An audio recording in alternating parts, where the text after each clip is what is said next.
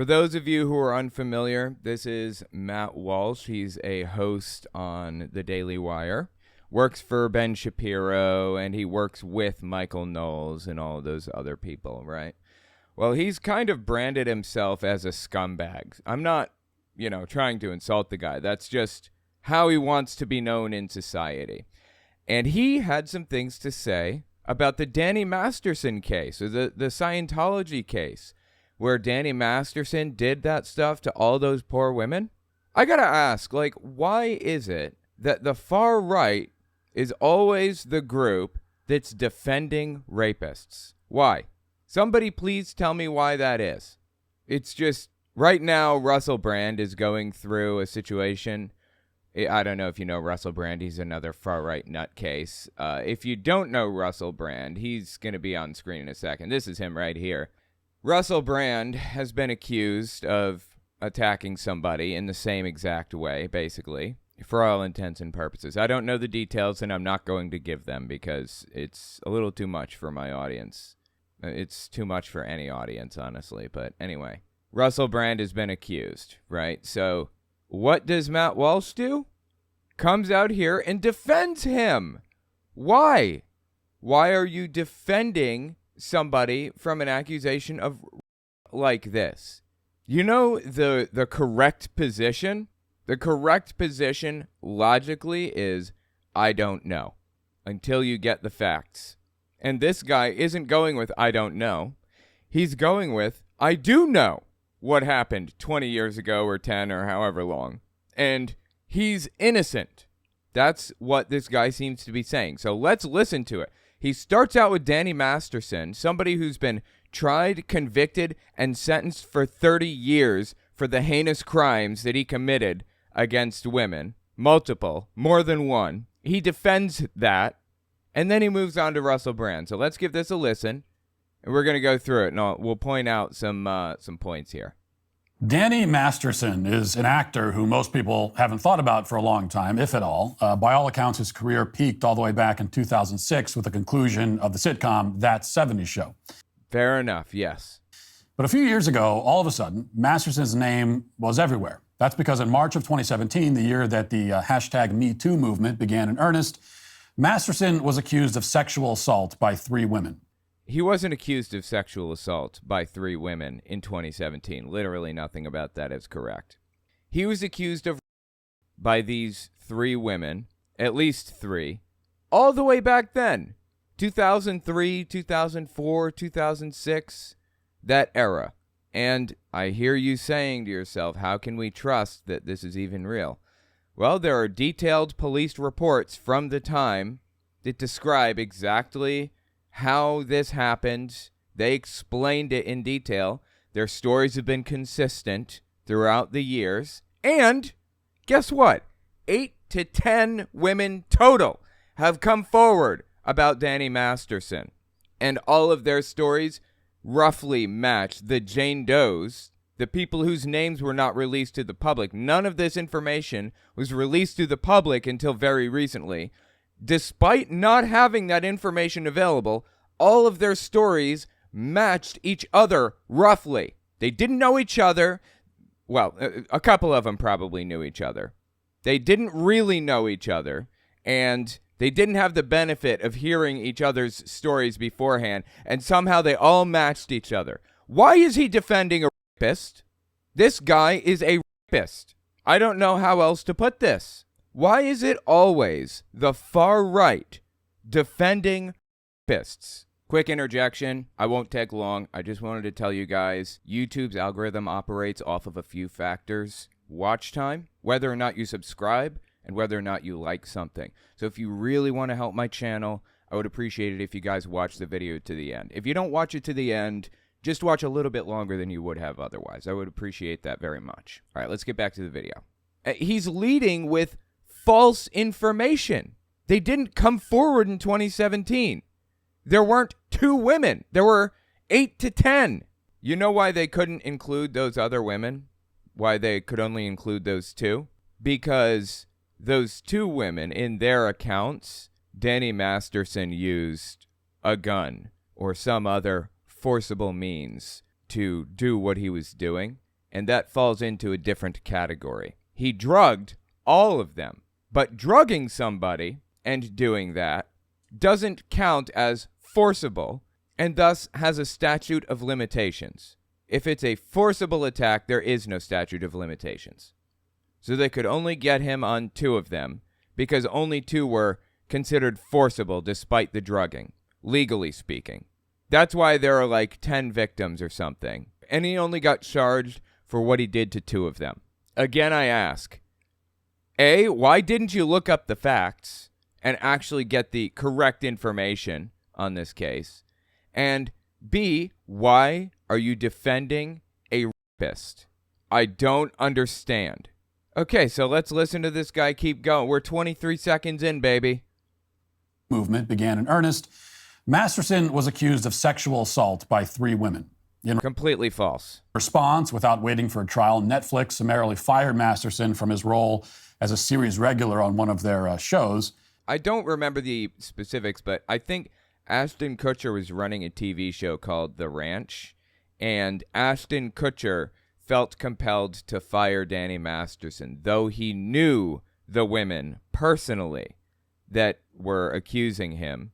He thought that for the show's good, for Netflix is good, for Danny's good, for everyone's good, it's better that he separate himself from all this stuff until the air is cleared, basically. To my knowledge, I could be wrong. I don't believe that it was Netflix that made that choice. It was Ashton Kutcher who led it, who's like Danny's best friend. But okay. By the way, there's absolutely no doubt that Danny did this. 0. Beyond a reasonable doubt, this has been established in a court of law, and he's received 30 years in prison for it. He won't be out until he's 72 on good behavior. He did it. I just don't know why Matt Walsh is defending it. As a series regular on one of their shows, and 3 years later, in the summer of 2020, Masterson was formally charged with 3 in Los Angeles, a jurisdiction that, of course, believes all women. Fascinatingly, this little piece of propaganda almost slipped by me. The saying is, believe women, not believe all women. Nobody thinks that you should believe all women without question. But the far right changed the saying. Like in this case, why are we even doubting these women when they have corroborating stories and they have evidence and the whole 9 yards? Why are we doubting what they say in the first place? Of course, there are women that are unbelievable, and those situations are hopefully passed through the court system and dismissed, and maybe even that woman charged with filing a false police report, among other things. Nobody should ever believe something or somebody without question, but this is the exact same type of propaganda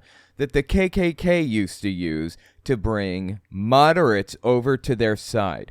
White moderates moving over to the KKK's side against the black community back from 1920 to 1990. How they're still doing it now, and this is a good example of it. I mean, look at the phrase, Black Lives Matter.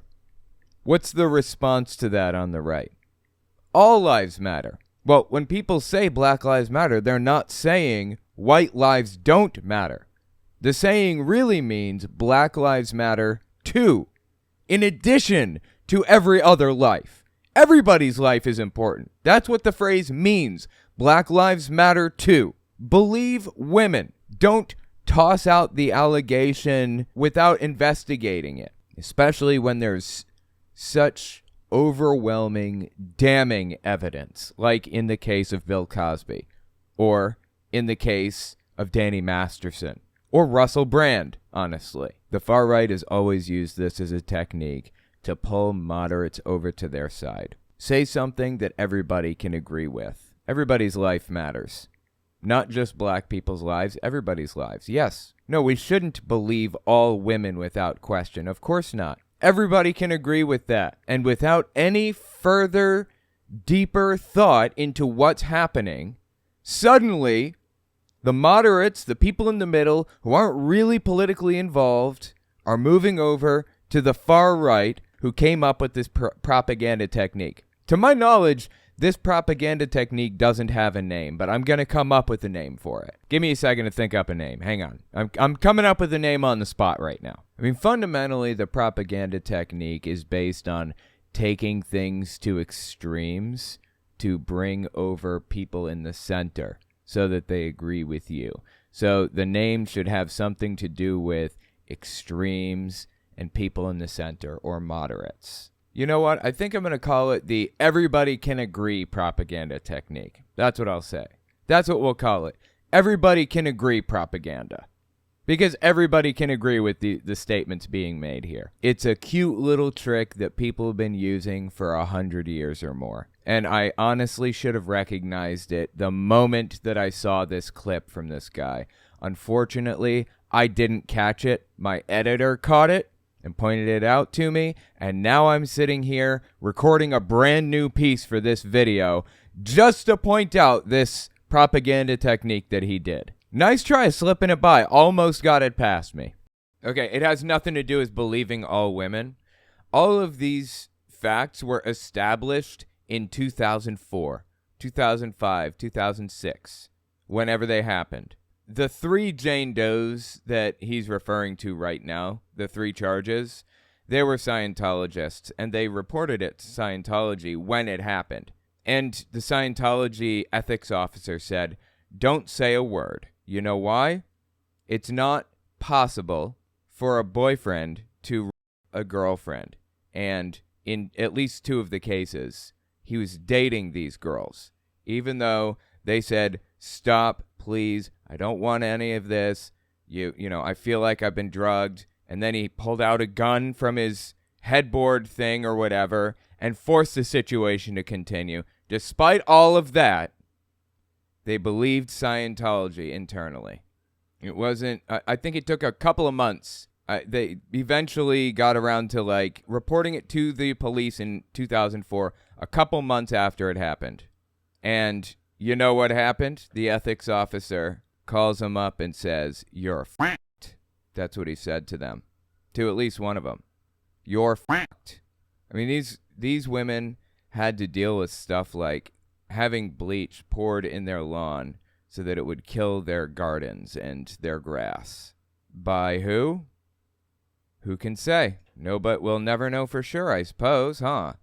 They leave Scientology, or more accurately, they're kicked out, because they accused one of their high-ranking members of this stuff, and suddenly bleach is poured in their lawn as an intimidation tactic to make them stop testifying. Wonder who it could have been. We'll never know. Point is, Matt Walsh is coming in here half-cocked, or no-cocked, or whole-cocked. I don't know. Some cocks are in there somewhere. And he's giving us false information about this and defending a rapist. I cannot overstate what he's doing right now. Keep listening. 3 rapes in Los Angeles, a jurisdiction that, of course, believes all women. Actually, it's a jurisdiction that is full of Scientologists and refused to take down the report for a while. The reports just kind of got buried mysteriously for a long, long time. But they're there. If you dig long enough, you can see when they were first filed. Because the LAPD has Scientologists in it. Their fingerprints are all over this situation, and I have made an enemy of Scientology in the past week. I'm making an even bigger enemy of them right now. Let's keep going. Prosecutors said that one occurred in 2001, another in early 2003, and a third in late 2003. Now, right off the bat, the timeline raises... Okay, I'm not really sure that that's accurate. Again, don't believe a word out of his mouth. He's already, gotten so much stuff wrong that nothing he's said so far is trustworthy. But okay, let's keep listening. And a third in late 2003. Now, right off the bat, the timeline raises some obvious questions. For one thing, how is it possible to prove a rape beyond a reasonable doubt 20 years after the fact? Well, there are a number of possibilities. Corroborating evidence, like corroborating testimonies. Say we got 10 other women who don't know each other, never spoken before, and they tell the exact same story of what happened to them, and it matches what your person that you're working with described. That's a fantastic way. Having a report from the time describing this stuff and having a perfectly consistent story the entire time, knowing that at the time, Danny had a habit of throwing parties at his house and inviting cast members and members of Scientology over. So we had corroborating testimony. We had a reason for those women to be there, and they were, in fact, there. Nobody is denying that they were at his house that night or any of that stuff. I believe that his defense is just that it was consensual. There are a ton of reasons to believe this, but you know what? It doesn't matter. He was tried, convicted, and sentenced beyond a reasonable doubt. He has been sentenced to 30 years in prison by the court. He's guilty. Why are you defending a rapist? I don't understand. Why is it that these people always want to defend rapists? In the absence of any physical evidence of violence or drugging. Now, you might think that the accusers... No, hang on now. Listen to this again. ...of any physical evidence of violence or drugging.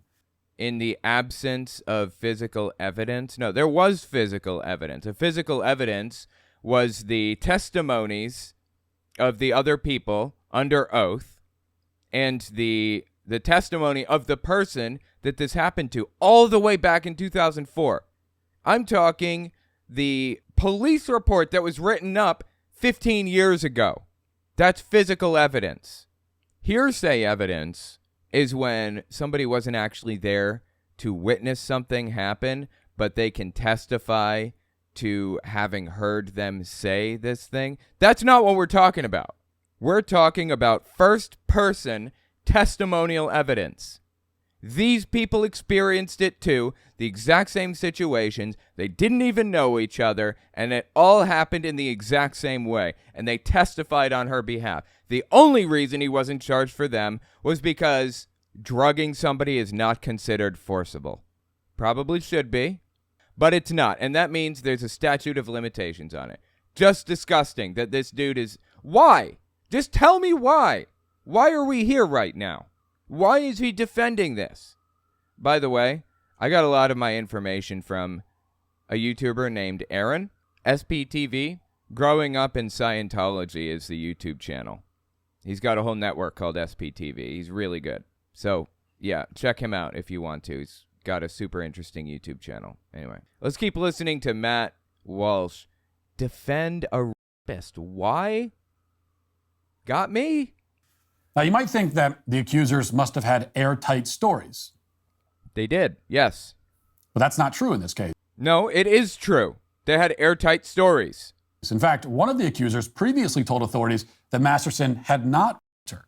She says that she only realized years later that she was. Okay, let me explain what happened there. She went to the ethics officer and explained to the the Scientology ethics officer what happened. The ethics officer said, oh yeah, that wasn't, because it's impossible for a boyfriend to do that to a girlfriend. So, you know, like in the 1950s, where it was impossible for a husband to do that to a wife. That's the type of situation Scientology views this as, apparently.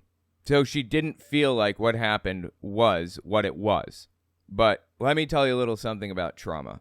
You know, there was a time when I was young, I was 13, 14-year-old kid, and I had a very violent father.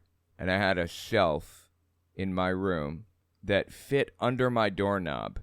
It only had a few books on it, or almost no books. I could drag it over in front of my door and sit in front of it. And when my dad tried to open the door to get to me, it would kind of dig into the carpet because I was sitting in front of it, you know? My dad would bang on the door and scream and everything. Sometimes he caught me outside of my room and I didn't have a chance to get that shelf in front of my door. You know what? I didn't view that as trauma at the time. Something you don't know about trauma, if you haven't really been through it before, it doesn't really surface. The long-lasting effects don't really hit you until later. Because during that time, you're in survival mode. You're trying to figure out how to get out of the situation and stay alive. And a lot of the time you blame yourself for the situation. I blamed myself for the fact that I pissed my dad off over some stupid thing. I was changing the trash too loud. When I whipped the trash bag, it was too loud or something. Or I was loading the dishwasher too loud or something. He had a thing about loud stuff, I guess. Hated whistling. I blamed myself for all this stuff. When you're in the situation, you blame yourself for this stuff. And it's not until you come out of the situation that you realize exactly what happened. So yeah, the Scientology ethics officer said that's not possible for a boyfriend to do to a girlfriend. So give it up. But from one trauma survivor to another, I know exactly what she experienced. It took me about 3 years before I recognized what my dad did and how truly messed up it was. So anyways, I don't care how long it took her to realize what Danny Masterson did. If she describes what he did and it matches our definitions and it doesn't change over the years, which it didn't, then that's what it was. Originally thought it was consensual and then years after the fact changed her mind. All this explains why late last year the jury deadlocked. There was a mistrial. According to the foreman on that jury, they were leaning towards acquittal on every count. And he said, well, the foreman of the jury actually lied to get there. There were a lot of issues with that foreman. He had been affiliated with the police before. He said he hadn't. His son had been in that very courtroom for that very charge shortly beforehand, I believe. Don't quote me on that. I mean, there were a lot of issues with that foreman. Oh, yeah, and they weren't allowed to actually say that they were drugged, but it was determined throughout the course of the trial that they were. And in the next trial, it was okay for them to actually say the term, I was drugged. Anyways, so he's trying to poke holes in this that are completely wrong. And again, why is he defending a rapist? I don't understand why this is happening. Why is he doing this? Why is it always the right that defends this stuff? Your mind. All this explains why late last year the jury deadlocked. There was a mistrial. According to the foreman on that jury, they were leaning towards acquittal on every count. And he said that the reason... Was this around the time that the women were having bleach poured in their yard as an intimidation tactic? Is that when this was happening? Somewhere around that time?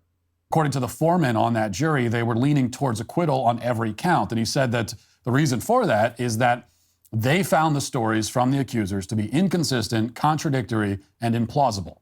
Well, that's incorrect. They were perfectly consistent. They were not contradictory. And these things really did happen, even more recently than all the way back 15 years ago. Like I said, we got 8 to 10 women here that have an extremely similar story to each other that didn't all know each other beforehand, didn't have time to corroborate between them or whatever, and the stories never changed over time. This happened, okay? This dude's been tried, convicted, and sentenced. He did it. But then just a couple of weeks later, a couple of weeks ago, I should say, as you might have heard, Masterson was put on trial again. And this time around, the judge changed the rules. The judge allowed testimony that Masterson had drugged his victims, even though there was no physical evidence of that. In the first, it doesn't matter if there's physical evidence or not. If there are 10 women who go to these parties a lot, who are used to going to these types of parties, and who know that they can have 4 drinks, 4 shots, 4 beers, 4 wines, whatever, and they can be okay. They can be fine. Danny Masterson hands them an open beer. They drink half of it, and then they pass out, and they wake up to a gun to the back of their head. They know that they were drugged. There's no other explanation. And by the way, again, this isn't the story of a single person. There's corroboration across multiple different people, like 8 to 10 people, telling the exact same story. Not talking to each other about it, didn't even know each other necessarily, and they all had the same story. How about that? That's what happened. I don't care if they have, a kit where they can test their blood and see if there's GHB in it. That a toxicologist testify in front of, in the trial, that it was likely GHB that was used, which leaves your system within hours. That's probably why it's used in those situations. Because if the person wakes up, or when the person wakes up and gets to a hospital to be tested, the stuff will be out of their system. There will be no evidence that they were, no physical, hard, hospital-backed evidence that they were drugged, but they were. So, anyway, I mean, think of what kind of a piece of garbage you have to be to sell roofies to somebody, or to sell GHB or whatever. Or what kind of a piece of trash you have to be to manufacture it. My God, dude, you've got to be the lowest piece of scum. Seriously. That's almost as bad as defending a criminally tried, convicted, and sentenced rapist. And that one's pretty bad, too. Anyway, keep listening. That Masterson had drugged his victims, even though there was no physical evidence of that. In the first trial, the prosecution was only allowed to describe the condition of the accusers after they consumed alcoholic beverages that Masterson gave them. Right, so they couldn't say, I was drugged, but they could say, I'm used to drinking 4 beers. I drank half of an open beer that Danny gave me, and I passed out. I blacked out. I don't remember anything after that. That's basically the same thing, right? The only difference is the ability that they had to say, I was drugged. Those specific words. That's the only difference. Describing them as woozy and disoriented. They were not allowed to directly claim that the women were drugged because there was no evidence of that. There was evidence of that. The evidence includes testimony of other people who have been through the first-hand testimony. Put it that way. It includes first-hand testimony. There's plenty of evidence of it. There's just not the type of evidence that he wants specifically. Evidence that their wooziness was the result of anything more than the alcohol they were drinking. But in the second trial, that kind of caution was thrown to the wind. And it wasn't a caution thing. It was a calculated decision based on the fact that there were a bunch of other people who had the exact same story and had no reason to have it line up with each other that way. And somehow, fascinatingly, it all lined up perfectly. And again, without any actual evidence, Masterson was accused of drugging his alleged victims. And that apparently did the trick. Masterson was convicted. Well, you know what really did the trick, in my opinion? Getting an unbiased jury in there. Getting a foreman who didn't have biases because his kid was in that courtroom sitting in that defendant's chair just, I don't know, a couple years earlier or something like that. I think getting a jury who would honestly look at the evidence is what did it. Really. But anyway. Did after the retrial, and he was sentenced to 30 years in prison.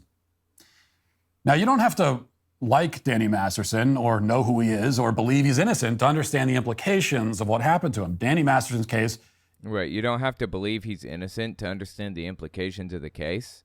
Well, he's not innocent. He's been found guilty in a court of law beyond a reasonable doubt. And the judge even said in that case, 30 years after sentencing him to like 30 years in prison, I know that you're sitting here steadfast in your claims of innocence, and thus no doubt feeling victimized by a justice system that's failed you. But Mr. Masterson, you are not the victim here. Your actions 20 years ago took away another person's voice and choice. One way or another, you will have to come to terms with your prior actions and their consequences. Let me tell you a little something about people like Danny Masterson or Bill Cosby or whoever. A lot of the time, they have a twisted way of justifying their actions to themselves.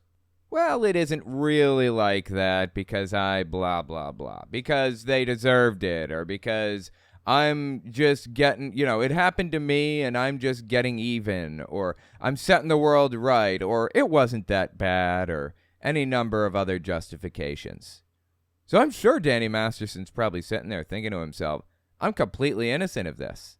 But beyond reasonable doubt, and with the aid and testimony of 8 to 10 different women that he did this to, they finally got a conviction and sentenced him to 30 years. He is guilty. He's guilty as it gets. Now, Matt Walsh, rapist defender, is going to continue on to defend Russell Brand against some new accusations. Give this a listen. It's proof that even in 2023, years after the hashtag #MeToo hysteria has faded, Hysteria. physical evidence of wrongdoing is not required to convict. No, there is physical evidence. The physical evidence is the police reports that were written up back then.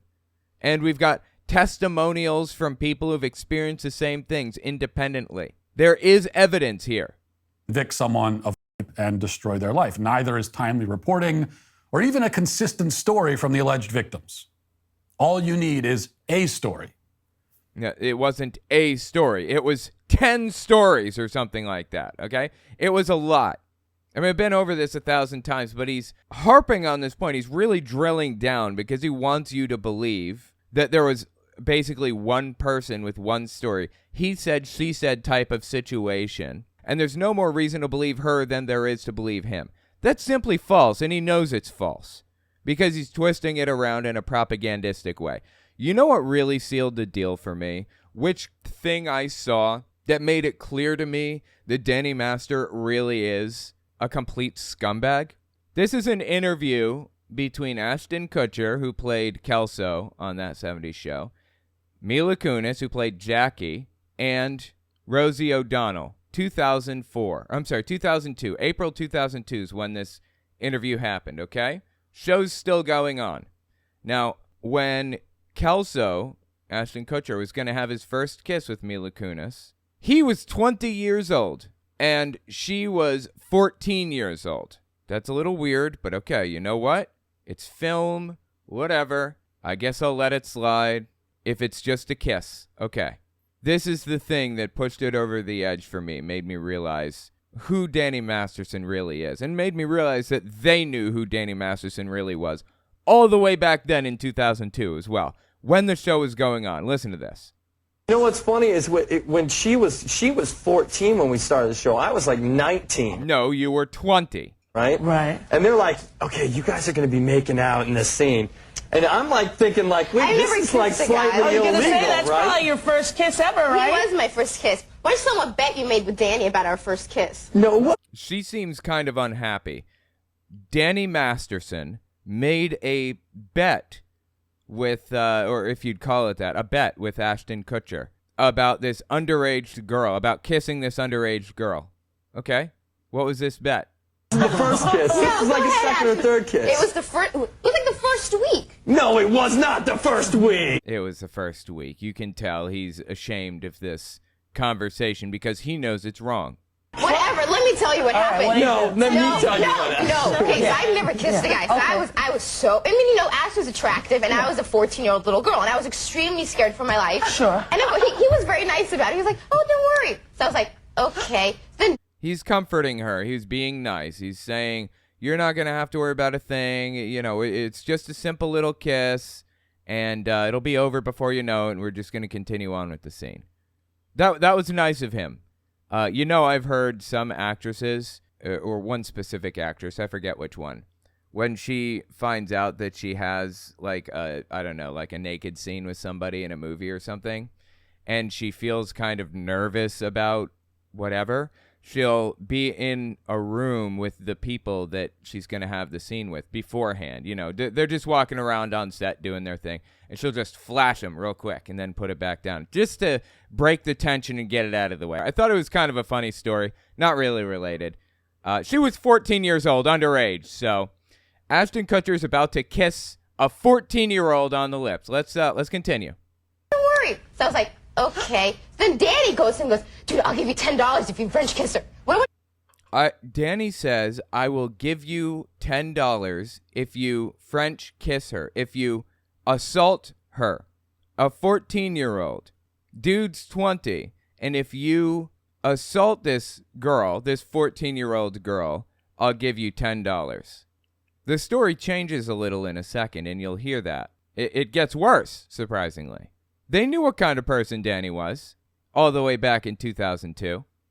Stick your tongue in my mouth or some. What? No. For $10. You're making it sound like it was like really. Okay, Dan, we had a little side bet going. Yeah. Like, Which was? It wasn't very as to whether or not, you're kissing on the show or boyfriend and girlfriend. Yeah. You would use tongue, right, Rosie? I mean, you would. It depends what kind of an actor you are, I guess. Absolutely, right? Yeah. So Danny bets me like $20 that I wouldn't do it. This is stuff you should be discussing beforehand, it seems to me. Yeah. So Danny bets me like $20 that I wouldn't do it. And of course I'm like, yeah. Oh, it went from 10 to 20. He bet him $20 he wouldn't assault this 14-year-old girl. Sure, what's the deal? Then the cop showed up and you got arrested, pretty much. Isn't that an interesting little line from Rosie O'Donnell, too? And then the cop showed up and you got arrested. They knew it was wrong back then. They knew it was wrong all the way back then. Now, Mila Kunis and Ashton Kutcher ended up together. I don't know about their weird relationship. It's not about them.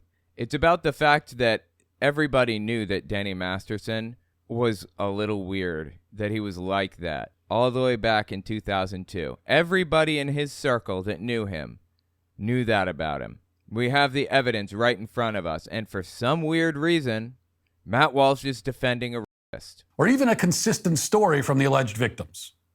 All you need is a story. You don't need a story. Danny Masterson's case demonstrates that. No, it doesn't.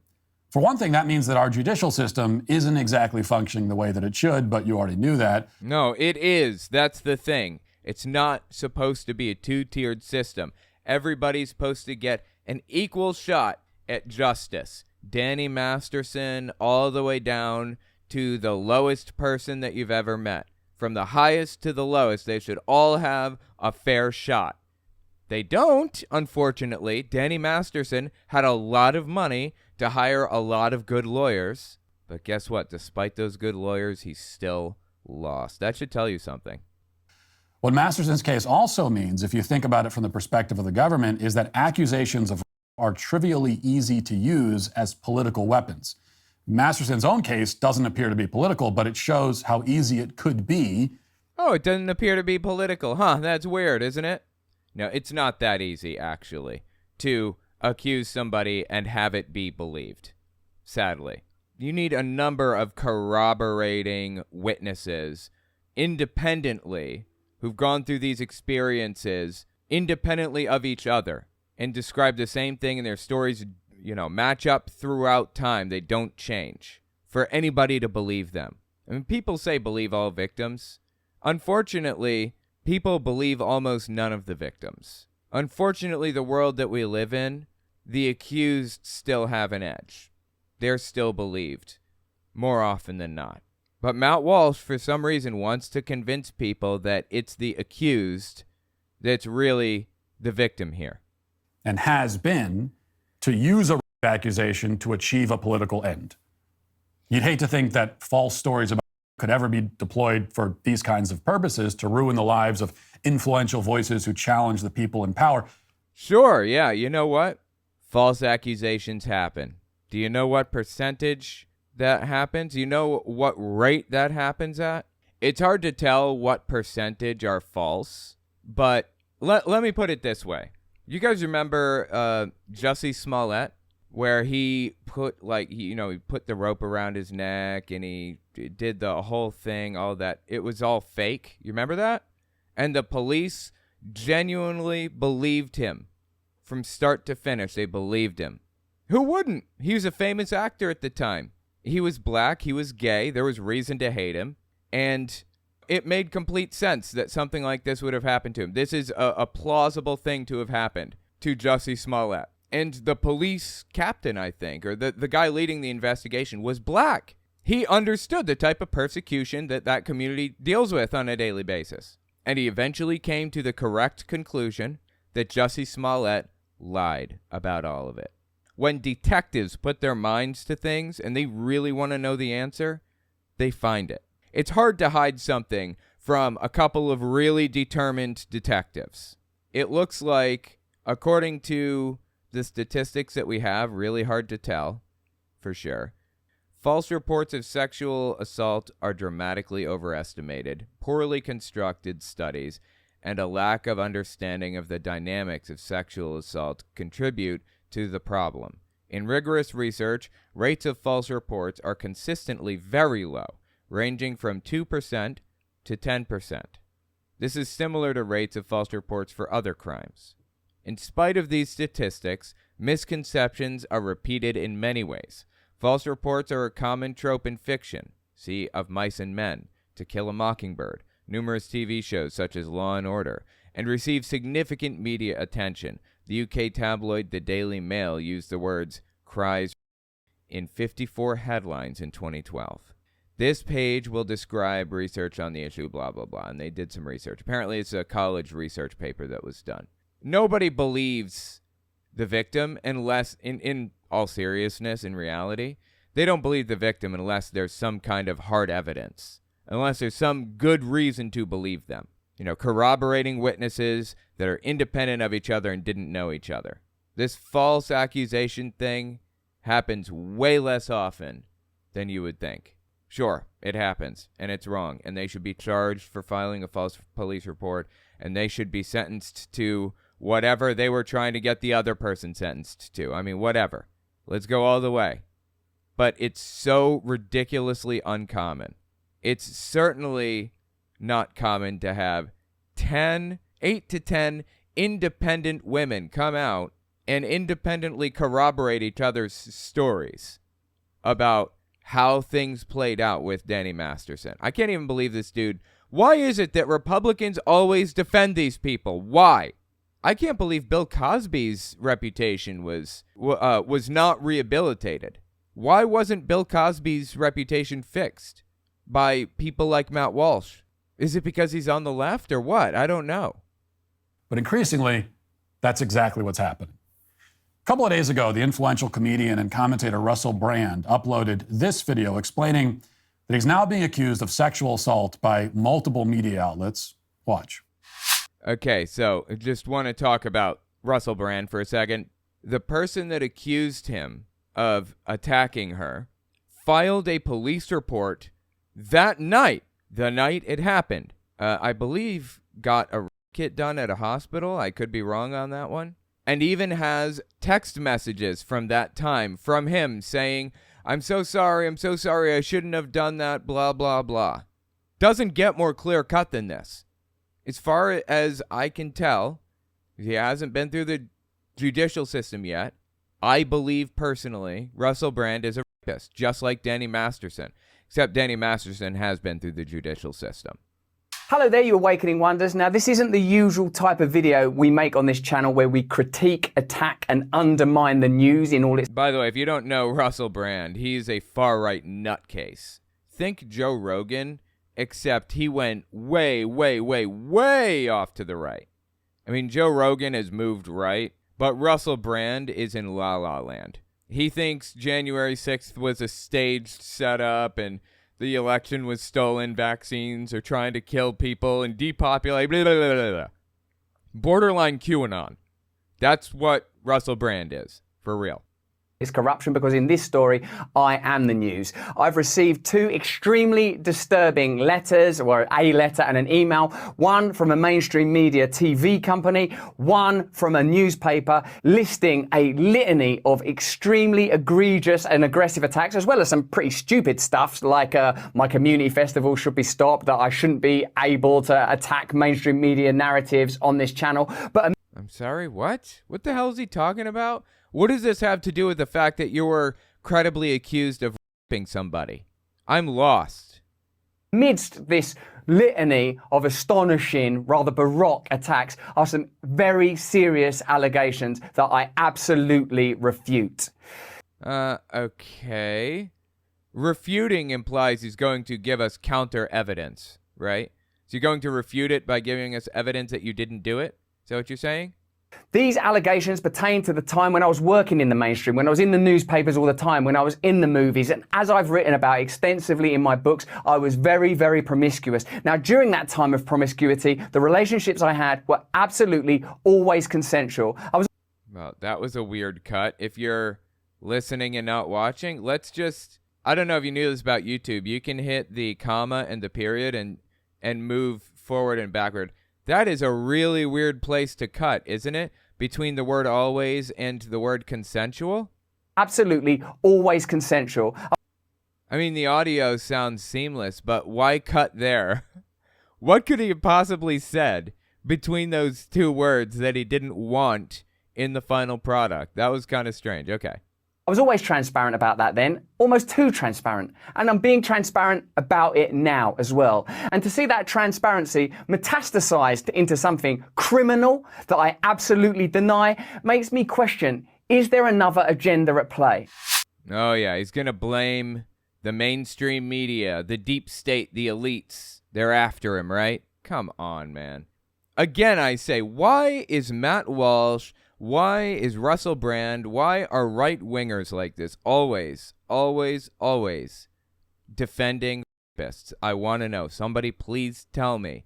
Why is it that you can be charged and convicted of doing this, and if you're on the right, nobody will believe that it happened. No one will believe that you did it. Why?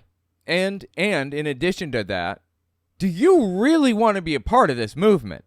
Do you want to be in something that excuses this type of behavior? Doesn't just excuse it, but erases it. Blames the other person. What the hell is going on in society right now? Matt Walsh is disgusting. I've known that about him for a long time. And he will say pretty much anything he can to catch attention, as absolutely absurd as he can possibly be. He doesn't care if he gets bad press, as long as he's getting press. He'll say whatever it takes. Like his buddy Michael Knowles, works for the same company, the Daily Wire. Michael Knowles at CPAC, I don't know, 2023 CPAC, I think. Yeah, it was March 4th, 2023. Goes out there on stage, the Conservative Political Action Conference. Big conference for every conservative in America and overseas and other places. Goes out there and he says this about quote-unquote transgenderism, right? Listen to this.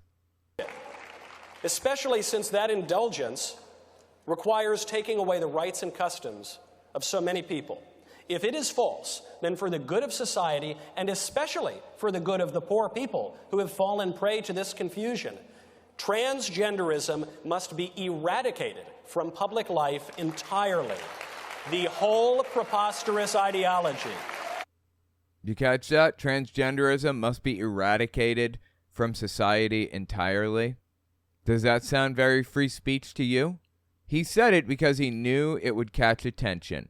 He knew it would get eyeballs over to his movement, exactly like what Matt Walsh is doing. Say the most egregious, ridiculous thing possible. Defend the most disgusting person you can imagine. Defend as many rapists as you possibly can. Hell, go out there and start talking about how great of a guy Bill Cosby was, and you'll get attention. Doesn't matter if it's good attention or bad. It matters that you're getting attention. That's what matters. That's the formula that these people use. Now, I can't use that formula because I'm not a scumbag, and people won't expect me to be a scumbag. You know, my fans, if I said some crazy stuff like rapists are actually good people, if I said something like that, my fans would be rightly horrified and permanently walk away. Be like, I'm done. But Matt Walsh says this, and he's got a group of cheerleaders in the back screaming for it, like hype men screaming his name. This is just wrong.